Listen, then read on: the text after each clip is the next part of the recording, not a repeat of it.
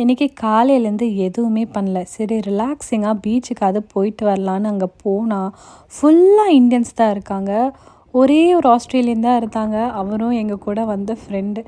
இது ஒரு tourist spot. இந்த இடத்துக்கு பேர் கயாமா ப்ளோ ஹோல். இங்கே வந்துட்டு ஒரு ஹோல் மாதிரி இருக்கும். அதில் வந்து வேவ்ஸ் ஃபாஸ்ட்டாக வந்து அப்படியே பெருசாக ஸ்ப்ளாஷ் ஆகும்.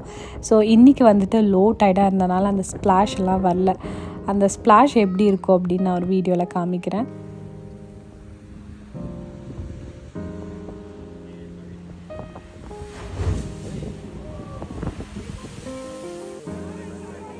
நான் இப்போ காமிச்ச வீடியோ வந்து லாஸ்ட் இயர் எடுத்த வீடியோ. அப்போ தான் வந்துட்டு லாஸ்ட்டாக அங்கே போனேன். அப்போ வந்துட்டு நிறைய ஸ்ப்ளாஷ் வந்தது, நிறைய டூரிஸ்ட்ஸும் வந்திருந்தாங்க. கொஞ்சம் நேரம் வெயிட் பண்ணிட்டு ஸ்ப்ளாஷ் வரலான்னு உடனே அந்த சைடு கொஞ்சம் கிளிஃப் மாதிரி இருந்தது.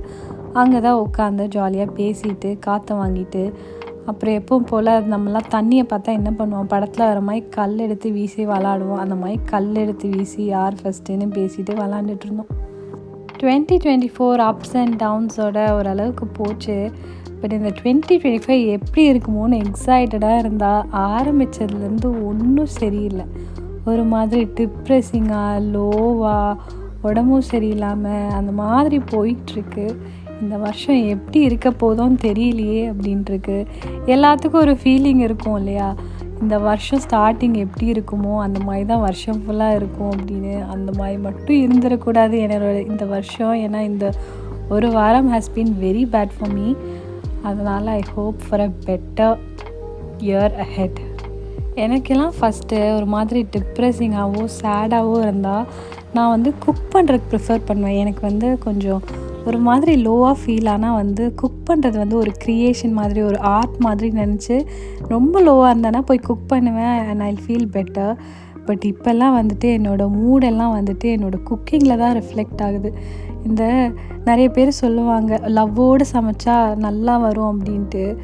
அந்த லவ்வெல்லாம் இப்போ சுத்தமாக இல்லை. அந்த ஒரு வாரம் என்ன பண்ணாலும் சொதப்புது.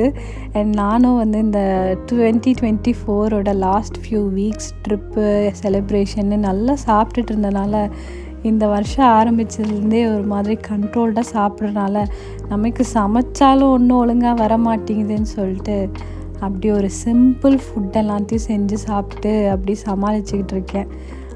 ப்ளெயின் சிக்கன் சாலட், அப்புறம் இந்த கொண்டைக்கடலை சாலட் அந்த மாதிரி சாப்பிட்டு அப்படியே சமாளிச்சுக்கிட்டு இருக்கேன். பெருசாக குக் பண்ணுறதுக்கும் இன்ட்ரெஸ்ட் இல்லை.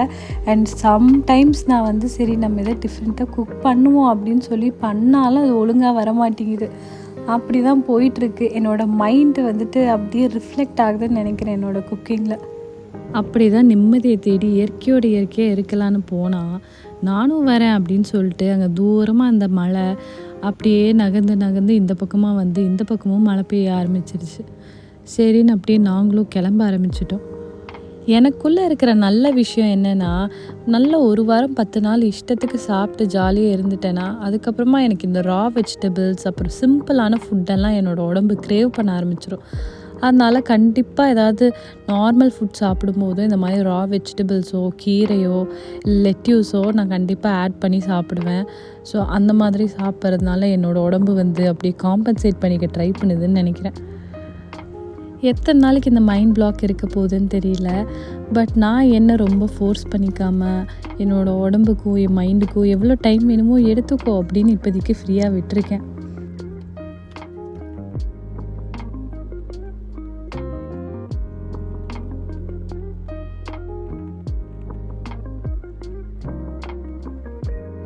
கயாமாவில் இருக்கிற உல்வர்ட்ஸ்லேயே கிராசரி ஷாப்பிங் பண்ணிட்டு போகலாம் அப்படின்னு சொல்லிட்டு வந்தோம்.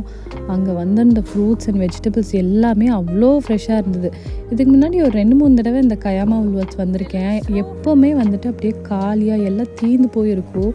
பட் இந்த தடவை எல்லாமே அவ்வளோ ஃப்ரெஷ்ஷாக இருந்தது. பார்க்கவே ஆசையாக வாங்கிடணும் போல் இருந்துச்சு. க்ராசரி ஷாப்பிங் முடிச்சுட்டு கூட வந்திருக்கிற ஆஸ்திரேலியன் வந்து இந்த பக்கத்தில் இருக்கிற இந்தியன் ரெஸ்டாரண்ட் போகணுன்னு சொன்னார். சரி நாங்கள் கூட்டிகிட்டு போயிட்டு நான் சாட் சாப்பிட்லான்னு ஆசையாக போனேன். அங்கே போனால் சாட் ஐட்டம்ஸே இல்லைன்னு சொல்லிட்டாங்க. சரி நமக்கு எப்பவும் பிடிச்ச பிரியாணியவே வாங்கலாம் அப்படின்னு சொல்லி ஆர்டர் பண்ணிவிட்டு ஆவலாக வெயிட் பண்ணிகிட்டு இருந்தா நல்லா ஏலக்காவை பொடி பண்ணி தூவி எடுத்துகிட்டு வந்தாங்க. இந்த கேசரியில் கூட இவ்வளோ ஏலக்காய் போட்டிருக்க மாட்டாங்க. அவ்வளோ ஏலக்காய், அதுவும் பொடி பண்ணி ஃபுல் ஏலக்காய் ஃப்ளேவரில் ரொம்ப கொடூரமாக இருந்தது. சாப்பிடவே முடியாமல் வேறு திங்ஸ்லாம் ஆர்டர் பண்ணி சாப்பிட்டு இதை டேக் அவேக்கு எடுத்துகிட்டு போயிட்டோம்.